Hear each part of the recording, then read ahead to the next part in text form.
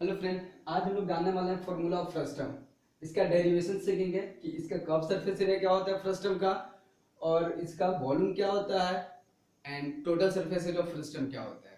तो सबसे पहले सीखते हैं फ्रस्टम क्या होता है। फ्रस्टम क्या होता है कि किसी भी कोन को उसके बेस के पैरेलल अगर किसी शार्प किसी भी ऑब्जेक्ट से उसको कट कर देते हैं, जो इस तरह का ऑब्जेक्ट आपको मिलेगा, ये आपका कहलाता है फ्रस्टम ऑफ कोन।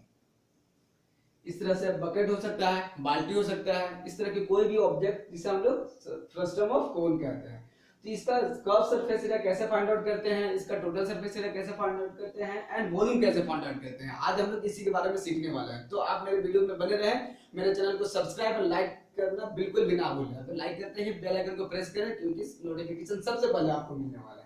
तो चलिए हम इसमें कुछ देखिए, मैंने क्या करता है कि ए बी सी आपको एक दिखाई दे रहा होगा। अगर इस राउंडेड फिगर होगा 3D फिगर, तो ये कोन है। कोन को मैंने क्या किया, इस बेस बीसी के अलोंग मैंने डी बिल्कुल पैरेलली क्या कर दिया, कट कर दिया। तो आपको जो ये फिगर यहाँ दिखाई दे रहा है, ये बिल्कुल क्या है कि फ्रस्टम ऑफ कोन है। तो हम लोग कुछ मेंशन करते हैं यहाँ से। देखिए हमने इस लेंथ को मान लिया f is equal to h1 and f से g, ये जो फ्रस्टम की हाइट होगी, ये कंप्लीट हाइट ये फ्रस्टम की होगी, इसको मान लिया h। ठीक है, तो f to g को हमने कह दिया h, और इसकी कंप्लीट जो हाइट है a to g, ag को मैंने कह दिया h2, ये कंप्लीट हाइट को। एंड देखिए fe को मैंने सपोज किया है, ये रेडियस है r2 एंड gc है, ये है r1। तो हम किस तरह से इसका वॉल्यूम फाइंड आउट करते हैं, सरफेस एरिया फाइंड आउट करते हैं, चलिए देखने वाले हैं। तो सबसे पहले बात करते हैं इसके वॉल्यूम पे।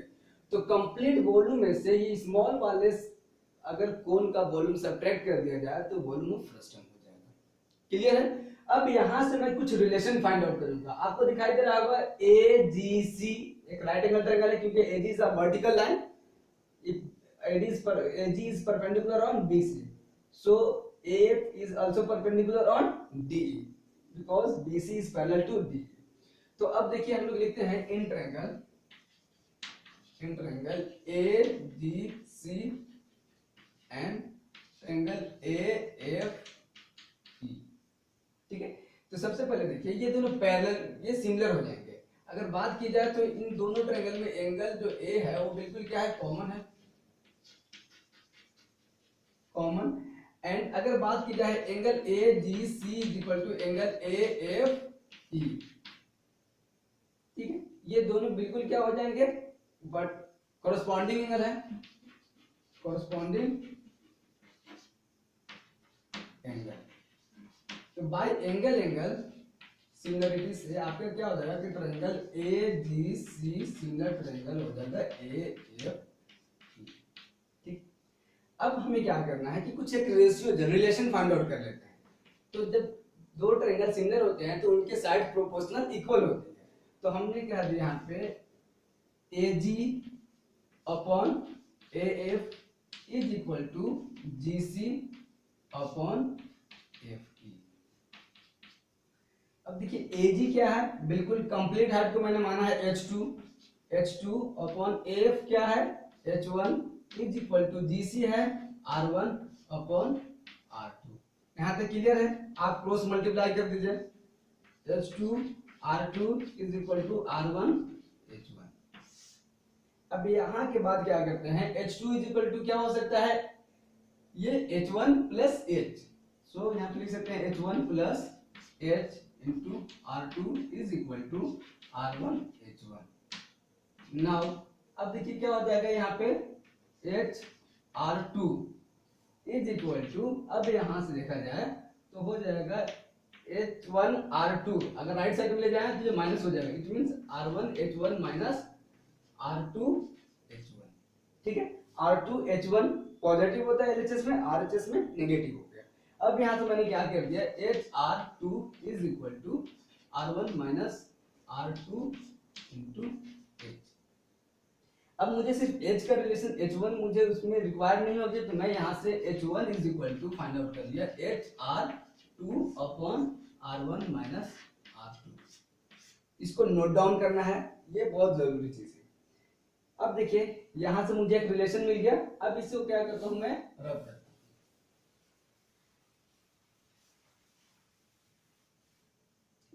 वॉल्यूम ऑफ फ्रस्टम की बात की जाए, जो ये वॉल्यूम ऑफ फ्रस्टम, यहाँ तक इसकी वॉल्यूम की बात की जाए तो complete volume minus small volume of cone. तो लिखते हैं कि वॉल्यूम ऑफ फ्रस्टम,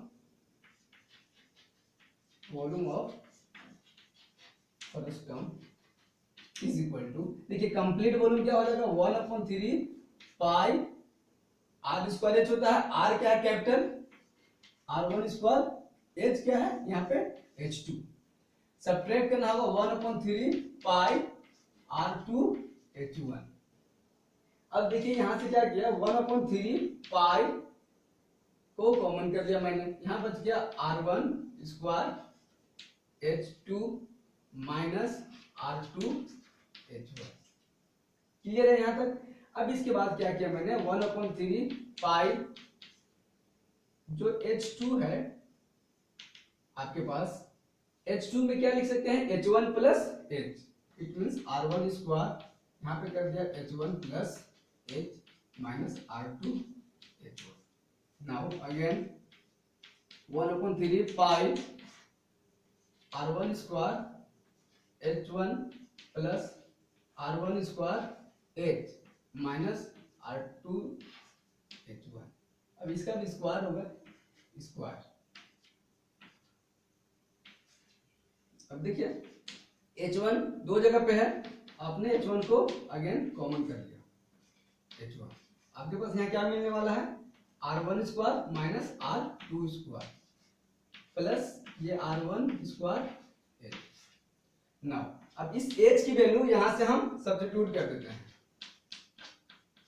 क्या आ गया आपके पास, HR2 upon R1 minus R2। अब देखिए R1 square minus R2 square, it means क्या हो सकता है A plus B into A minus B, A square minus B square का फॉर्मूला मैंने यूज कर लिया और यहाँ पे लिख दिया मैंने R1 स्क्वायर H। ठीक है, अब यहाँ भी H, यहाँ H, कंप्लीट H है, आपने क्या कर लिया 1/3 पाई H ब्रैकेट में। अब यहाँ क्या हो जाएगा, ये इस टर्म के साथ कैंसिल हो गया, R2 को मल्टीप्लाई कर दिया, क्या हो जाएगा यहाँ पे R1 R2 plus R2 square plus R1 square. H मैंने दोनों जगह से कॉमन कर दिया था, ये आपको दिखाई दिया, ये आपका वॉल्यूम ऑफ फ्रस्टम।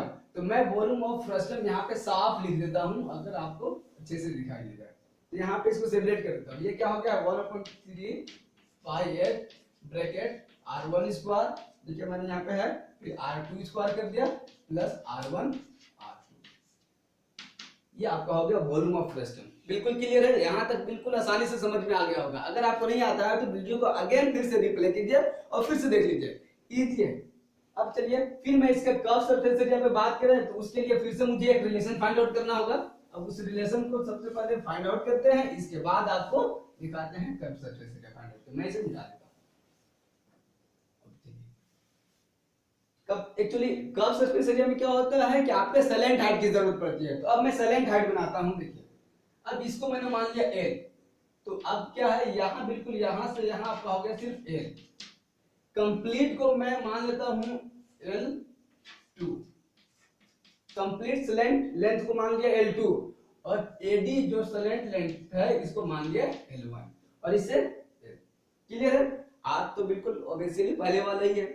तो अब देखिए फिर से मैंने आपने देखा था कि ट्रायंगल सिमिलर हो गए थे। कौन से ट्रायंगल सिमिलर थे, ट्रायंगल AGC सिमिलर ट्रायंगल था आपका AFE, ये आपके ट्रायंगल सिमिलर थे। सिमिलर ट्रायंगल होते हैं तो उनकी साइड प्रोपोर्शनल इक्वल होती है। तो अब मुझे यहाँ क्या करना है कि साइड से डिस्टेंस निकालना है। यहाँ पे मैंने लिख दिया, देखिए AC, यहाँ पे लिखा AC upon AE is equal to GC upon देखिए FE। अब बताएंगे AC क्या है, कंप्लीट लेंथ है L2 अपॉन AE क्या है L1 is equal to GC क्या है आपका R1 है और FE क्या है R2 है। सो नाउ अगेन किया मैंने cross multiply, R2 is equal to R1 L1।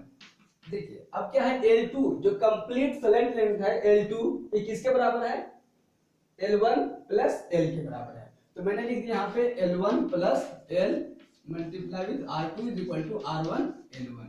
अब नाउ क्रॉस मल्टीप्लाई कर देते हैं, R1 मल्टीप्लाई किया यहाँ पे हो गया R2 L1 plus R2L is equal to R1L1।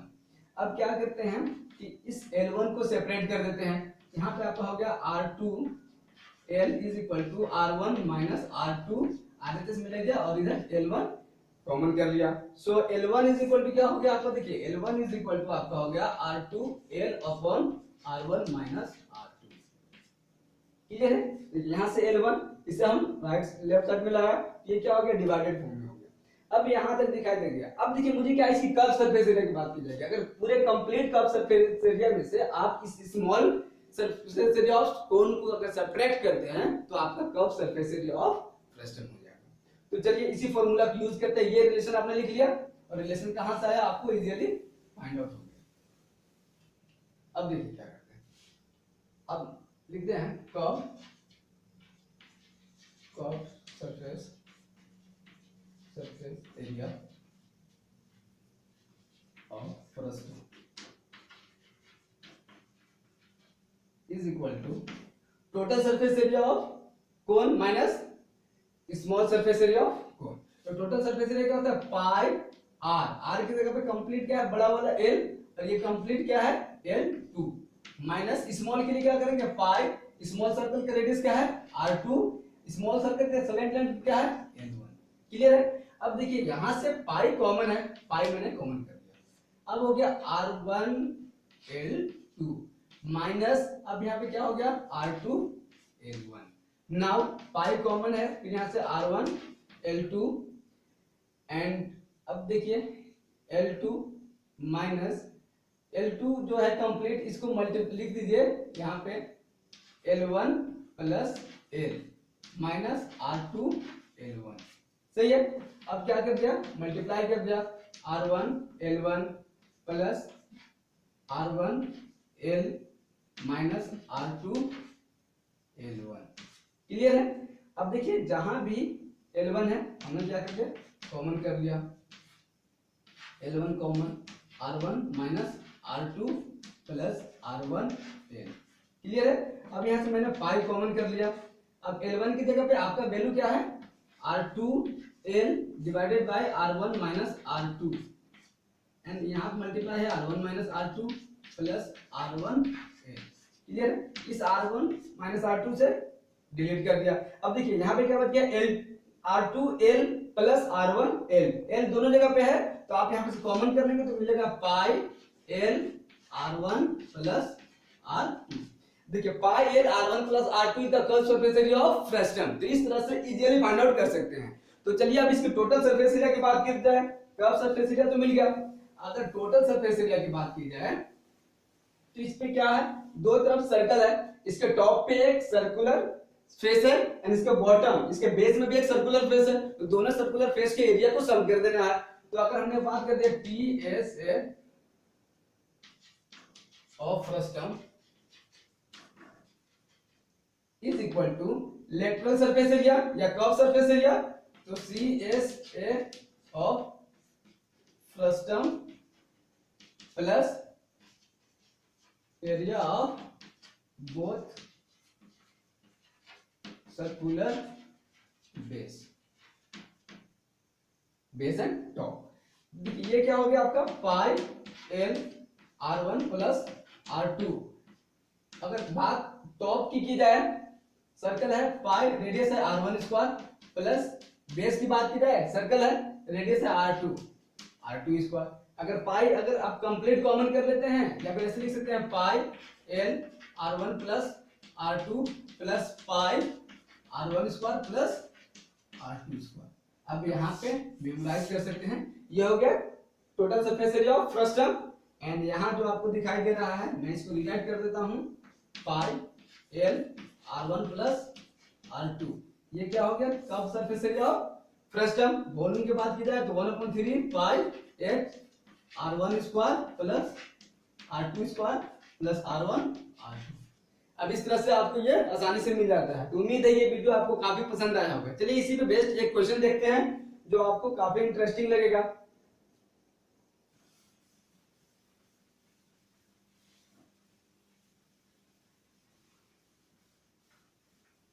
चलिए फ्रस्टम पे बेस्ड एक क्वेश्चन लिखते हैं जो आपको आसान लगेगा, आप इसको सोल्व कर सकते हैं। A drinking glass is in the shape of frustum of cone of height 14 centimeter and the diameter of two circular ends are 4 centimeter and 3 centimeter। देखिए एक ग्लास है, ड्रिंकिंग वाटर, इसकी जो हाइट है वो 14 सेंटीमीटर गिवन है, इसके दो सर्कुलर सरफेस है, इसका आपका डायमीटर दिया हुआ है, इट मींस मैंने इसे मान लिया अगर कैपिटल D1 और ये है D2, so D1 is equal to 4 cm है and D2 is equal to 2 cm। अगर बात की जाए रेडियस की, so R1 is equal to 2 cm and R2 is equal to 1 cm। इसके बाद पूछा गया है कि find the capacity of glass, इस ग्लास में कितना वाटर आ सकता है। तो वाटर की कैपेसिटी आप सेंटीमीटर क्यूब में बता सकते हैं या फिर लीटर में बता सकते हैं। तो चलिए सबसे पहले इसका वॉल्यूम फाइंड आउट करते हैं। वॉल्यूम ऑफ ग्लास क्या हो जाएगा, 1/3 पाई H R1 square plus R2 square plus R1 R2, इस तरह से मल्टीप्लाई कर दिया। आप देख सकते हैं 1/2 22/7, H का वैल्यू है 14। अब देखिए R1 2 square plus 1 square plus 2 into 1, अब देखिए 7 से 2 टाइम्स में कट गया, यहाँ पे 44/3 2 स्क्वायर 4 1 स्क्वायर 1 2 1 जा 2, सो 44/3 into 5 to 7, आपके पास हो गया 7, मल्टीप्लाई कर दीजिए, ये आ गया। अगर इसको फ्रैक्शन में करेंगे, मिक्स फ्रैक्शन में आपके पास आ जाएगा ये 102 रेशियो 2/3, ये आपका सेंटीमीटर क्यूब आ जाएगा इसका कैपेसिटी। ये तो कैपेसिटी ऑफ ग्लास हो गया। इस तरह से कोई भी क्वेश्चन हो सकता है, आप आसानी से बना सकते हैं। बस आपको क्वेश्चन पढ़ने के बाद ये ध्यान में रखना है कि किस चीज के बारे में, इसकी कैपेसिटी की बात की गई, सिर्फ हमने इसका वॉल्यूम फाइंड आउट कर लिया। लेकिन अगर इसमें होगा कि find the required material to making this glass, अगर इस ग्लास को बनाने में जो रिक्वायर्ड मटेरियल की जरूरत पड़ेगी तो आप कैसे फाइंड आउट करते हैं। देखिए सबसे पहले कर्व सरफेस एरिया, और ग्लास में क्या होता है, बेस होता है क्लोज, तो क्लोज बेस क्लोज को सिर्फ आप ऐड कर देते हैं, curve surface area plus area of base या total surface area minus area of top, इस तरह से फाइंड आउट कर सकते हैं। सिर्फ आपको आसानी से बनाया जा सकता है, इसमें कोई भी और कहीं से भी कोई डाउट नहीं आएगा। अगर ये वीडियो पसंद आता है तो चैनल को सब्सक्राइब करके बेल आइकन को जरूर प्रेस करें, ताकि जैसे ही मैं वीडियो अपलोड करूं सबसे पहले नोटिफिकेशन आपको मिले। And finally thanks for watching.